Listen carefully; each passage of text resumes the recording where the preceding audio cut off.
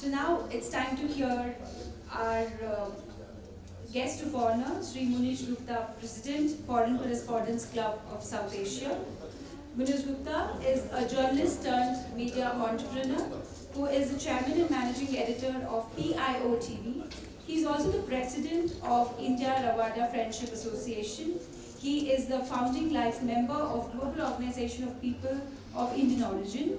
He is also the member of FICCI Committee on Science, Technology and Innovation and FICCI Committee on Startups.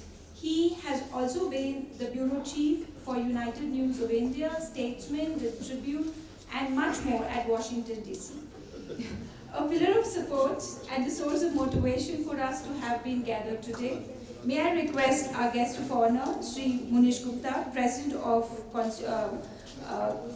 FCC South Asia, to deliver his address. So thank you very much.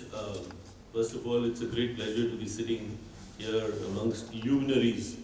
And I can't thank you enough, Honorable Shri Hansrajji Ahir for being here with us, and Honorable Anand Bhaskarji for being with us. Of course, a great welcome to Dr. Ashok Pandeyji, Sanjay Yadavji, and Tarun, and Tushtiji, my friend T. and Ashok, and all the other teachers, students, and guests.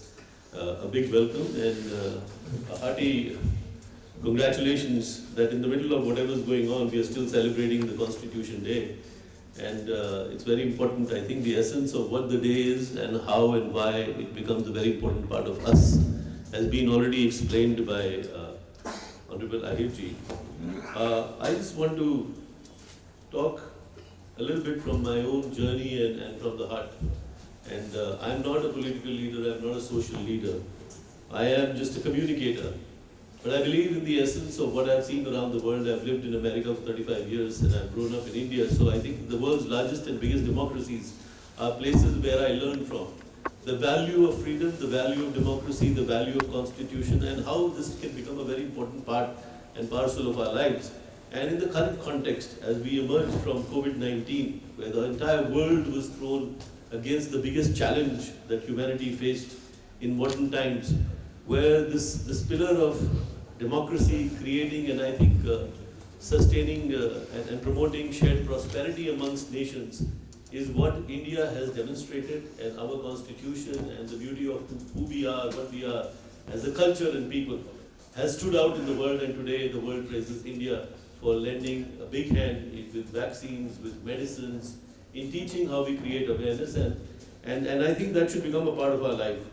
I was convinced to do this by my dear friend, Priyadarshini, and she just called me a week ago and said, look, we have something and it's very difficult because schools are closed. And I said, schools are closed, but our hearts are open. LCC is open. And I said, please talk to Honorable Ahirji, and if he can stay back, we would like to create a physical event which will also be made available virtually around the country and the world. So that's why this is being recorded, but I'm so glad to see on a morning, on Friday, on the Constitution Day, in the midst of all that's going on, the school, the teachers, the children, the social, political leaders all gathered here today is wonderful. It's a testament to what we are, who we are. I was also very pleased to see a participation by students from across Delhi, many schools. And I was referring to this young man here, I don't know your name, but my son just passed out 12th grade from Sanskriti school. And I'm a very proud father. My son was born in America. At 5 years of age, after giving him preschool education, I decided no. If the father can get educated in India and make a mark in the world, then so can my son get educated in India. So I brought him to India, and Gauri Ishwaran, the first principal, she gave admission to my son, and I just wanted him to get an idea. And I thought, living among people who deal with constitutions every day, the officers, the ministers, the bureaucrats, and just civil servants, he will get an idea. And I tell you what, look at what has happened to my son. He has, in 12th grade, in 11th grade, you would know him, Karthik Gupta. Yes. Yeah, so he, in 11th grade, he actually became the winner of Model United Nations in the world in a global competition. And he stood with us. The Americans as a school became the champions, but he became a champion individually and they claimed him to be theirs because he's born there. And he said, "Nahi, मैं Indian school में पढ़ा हूँ, I am Indian, I am coming from there and that's my value." And this competition was held in China. And China fought ferociously. But China did not stand up against India and America, so that's the essence of where we come from and the shape of how you can shape the world of tomorrow. So I'm very glad. I mean, I would do anything for children. I told her that I stand behind children, and my son has now gone to do international relations from Tufts University, which is one of the best and biggest. And I asked him what, and he said, "Dad, when I look around, I have grown up in an environment that you have fortunately given me, where I've learned the best things in India." He's very good with political science and sociology. And he said, "I want to take this around the world, learn from other countries also, and possibly get into some form of policy making and governance." And it couldn't gladden my heart.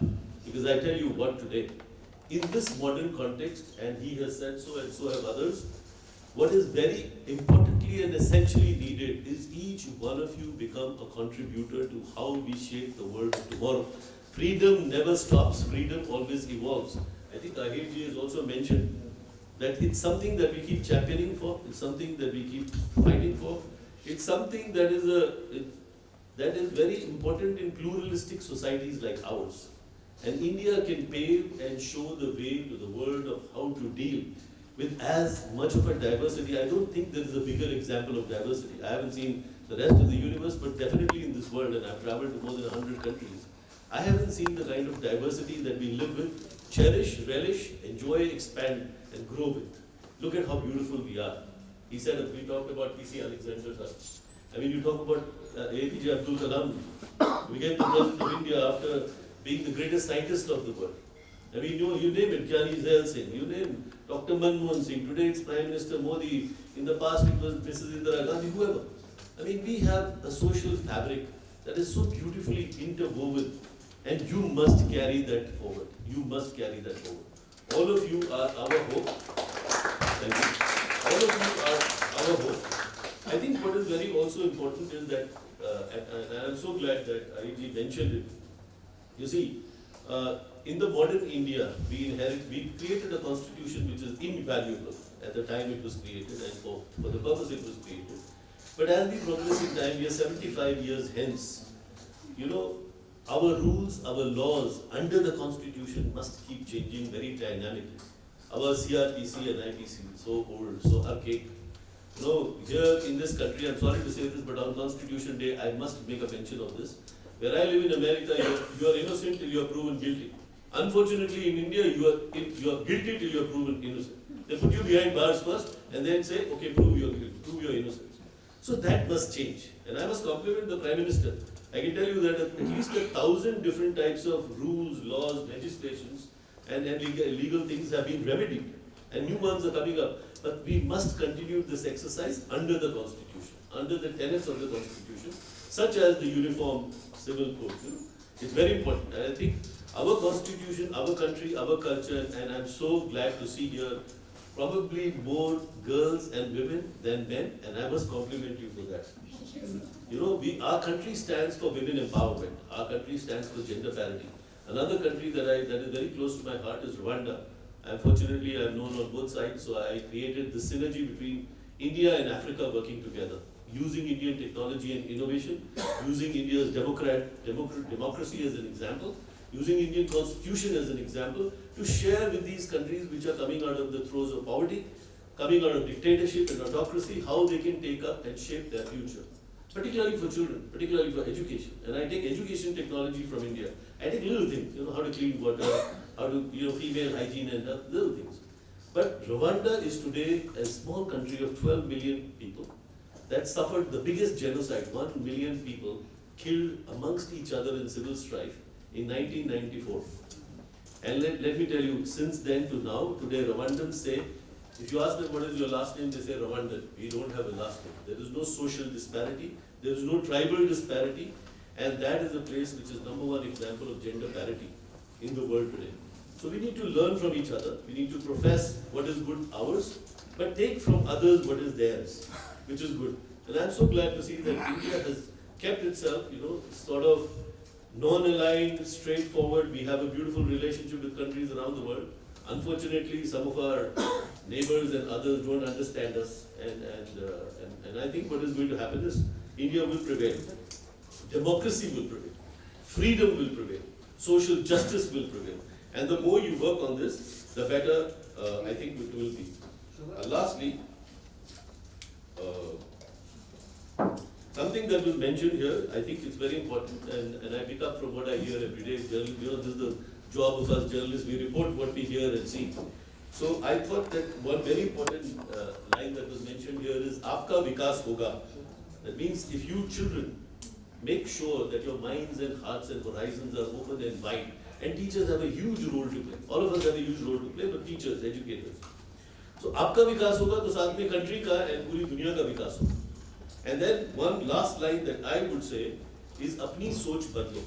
You see, this is something I left this country at 21 to start ANI. I don't know if you know, but ANI is today one of the biggest agencies, news agencies in the world. So I left my job at Times of India at 21 years of age and took a big gamble. The reason I sit on startup committees in science, technology and innovation is I went to college in physics, came into mass communication, left my job at Times of India where I could have become the executive editor 5-7 years ago, but I started ANI as a gamble, as an entrepreneurship, and look at where it is today. Of course I left ANI and then I started many things. I've launched many television channels, many companies, many sporting events and many media companies. But अपनी सोच बदलो, आपकी सोच बदलेगी और सोच बढ़ेगी, उसी से इस country का और इस दुनिया का, we will prosper, we will do better. उद्धार होगा हमारा. So that I'm so glad the children are gathered here, and thank you, Priyadarshini, for doing this here and bringing everybody here. Enjoy yourself. God bless. Take care. And Jai Hind.